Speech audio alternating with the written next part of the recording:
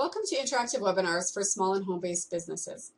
I'm Karen Reddy-Penning of Monarch Empowerment Coaching, and today I'll be talking to you about the topic of managing your time using time blocks.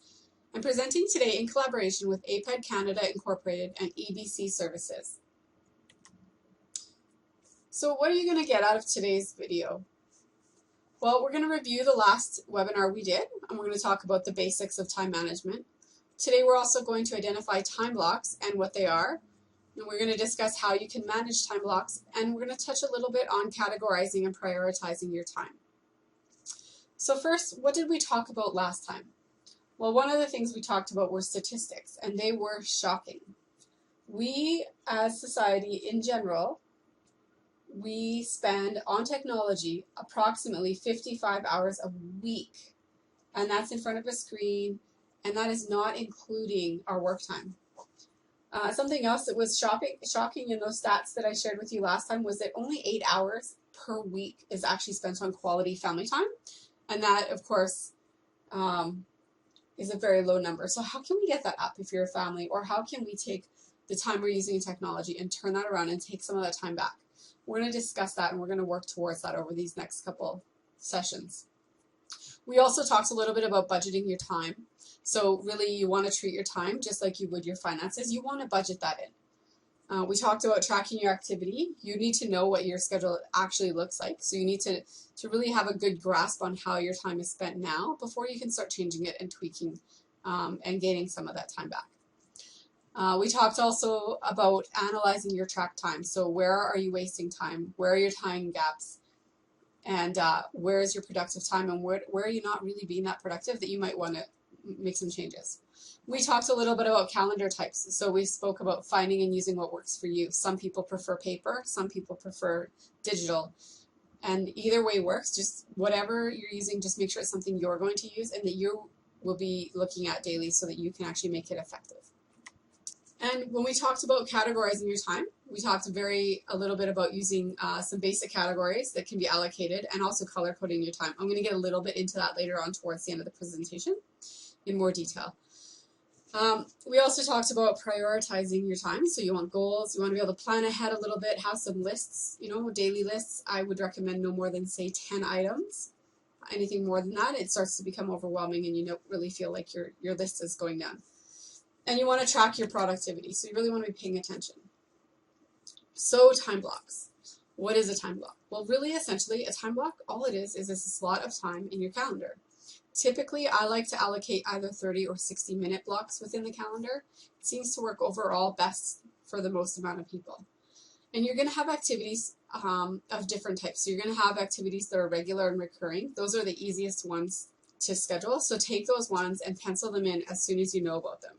And it doesn't matter how far ahead of time. If you have an appointment every month on the same day, every single month, and you know that ahead of time for a whole year, schedule in your whole year. Don't wait and then to do it last minute. So building a schedule. You want to start to build your schedule, and the first thing, like I said, is to schedule in those recurring or regular activities. Put them in your calendar. Then you know within those time blocks, you've allocated out and blocked those off. Nothing can take up those times, and you won't double book yourself. Then you're going to take the rest of those time blocks and you're actually going to allocate your secondary items. So in your calendar, those would be things like your meal time, travel time, those sorts of things. You want to make sure that you schedule everything that you do in your day typically. So you're going to block off time for pretty much everything. So traveling to work, going to work, any doctor's appointments, time at work. If you have, even for myself, even I schedule in family time. And I have here last because it's actually really important. Sometimes people kind of laugh, but you really do want to write it all down. I'm not joking. You'll be so grateful that you did. So document it all, write it down, put it in. Use those blocks of times. If you don't, what you're going to find is once you actually fill in the things as you go, which you don't really want to do, you're going to find yourself squeezing things out or not having time for things or even overbooking. So once you've put in all those things that are regular daily activities, you're going to find you should have some open spaces, hopefully. And if not, then you really are as busy as you think you are, in which case let's work on getting that down to a manageable calendar. But let's assume Now that you've put in all the regular blocks of time that you see, you have open spaces. What you want to do in those 30 to 60-minute increments is you want to take the time and look at what you've got. Just step back, see where you've got spaces. Are there a lot of spaces? Is there only a couple of spaces? See what you have. And what you're going to do is this time, that's the time that you have in your day and your week that you can work your business or for other activities that aren't pre-scheduled or consistent. So that's where you would add in your family time if you don't see enough. And again, I can't stress this enough. Like, write it down and really schedule your family time, because what happens, especially if you have a home business or a small business, in those starting out years in particular, what'll happen is you'll find yourself working every spare minute you feel like you have. You'll end up working, trying to get yourself ahead or caught up, and then you may sacrifice your family time, and you may find that you don't have that balance. And so you really want to find that balance in what really works for you and for your family. So schedule in your family time. Some things to schedule in the time that you do dedicate to business tasks could be calls and follow-ups with clients, product creation and training, preparation, those sorts of things, presentations, planning. You want to schedule in time to plan too, or you won't be able to be productive. Any other business-related tasks. Other items that you might schedule into those open blocks are personal time, extra family time, and then personal development and learning, and other stuff as well. So categorizing your time using color. I love color coding, and I'll tell you why. It gives you a really good overview of what your balance of your schedule is like. So categorize your activities and give each one a color, and have fun with it. Do something that you're going to remember, that's going to give you some satisfaction, and also help you with being productive. Remember, the whole point of this is when you have a calendar and you're using it, that you are getting the most out of your time and feeling good about it. So an example of some colors here is you could allocate all the blue, highlight everything blue, or write it all in blue for your calendar. For family, profit producing activity, I like to use green. Profit producing, money, green, just quick and easy. Other business tasks could be yellow.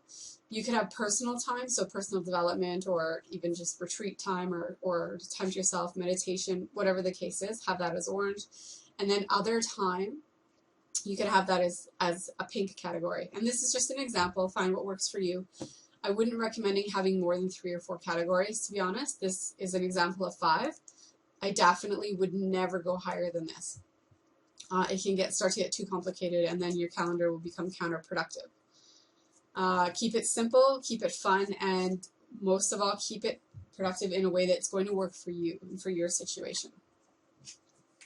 So the advantage of categorizing your time.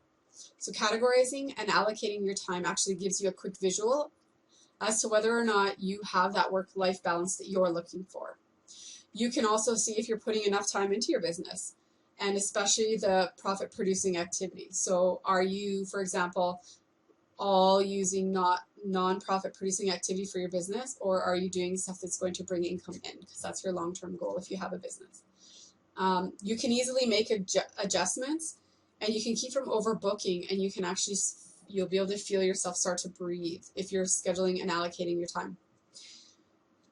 You'll be able to find where your time is being utilized the best, and you'll be able to find where you actually have gaps of wasted time. So you may find you have times where you've got nothing booked, or you'll find times where you have things booked or blocked off that you maybe don't necessarily need, and you might start to view that as wasted time. So that's some of the quick advantages. I want to touch a little bit about personal time. I'm not going to talk about all the different categories that I mentioned today, because if you want a deeper understanding on the categories and how to build a schedule using those and coding by category or color, then definitely contact me directly, and we can set up a consultation, and I'll help you with your calendar. But personal time, I find, is really important, and it's one of the most overlooked categories of time. It's something that you must do for your physical and your mental health, and this is for anyone who has a family, if you're working a job, if you have a business, it really doesn't matter. Personal time, self-reflection is really important. So things that you can put in this category, and that I strongly recommend, are things like reading, allow yourself time for resting and naps, meditation, exercise, exercise, adult exercise, if you know what I mean. Any other personal development activities. So you've got to really take that time for yourself. And it's really easy when you have families, as parents, as mothers, to not give yourself this personal time. And it's very easy to squeeze this time out of your calendar and put other things in, because we tend to not put ourselves number one. If something comes up with business, if something comes up with family, or it could be anything, we tend to push aside that personal time before we push anything else out. And we don't want to do that. We really want to be strict about that and keeping some time to yourselves, even a couple hours a week, but make sure you keep that. So to review, we talked very, very briefly on prioritizing your activities. We talked about time blocks and keeping them to 30 or 60-minute blocks, and then allocating those blocks. And categorizing your time. You really want to put those in there.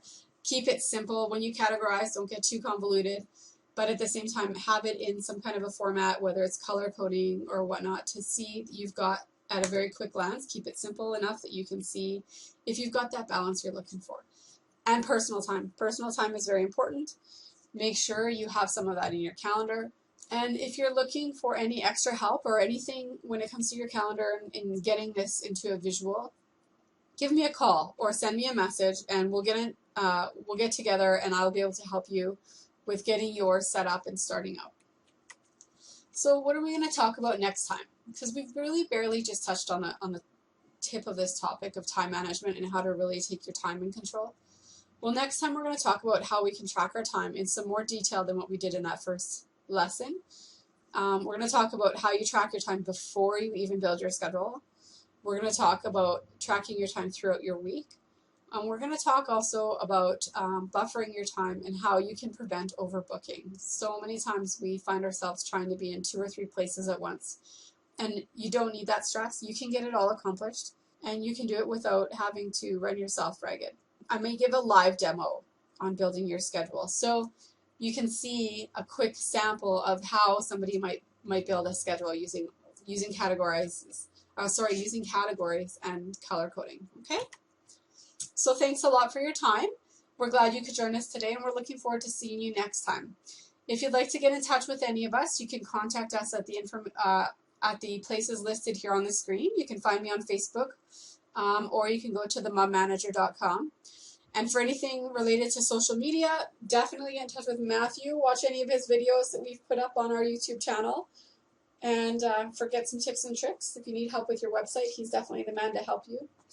And talk to Renee about all of your business services needs, anything with getting your business started and what kind of stuff you need. Tax time is coming up right now, so it's a really good time to get in touch with Renee, and she can help you make sure you've got all your paperwork in order to make your new year easier. Have a great time, and we'll see you again.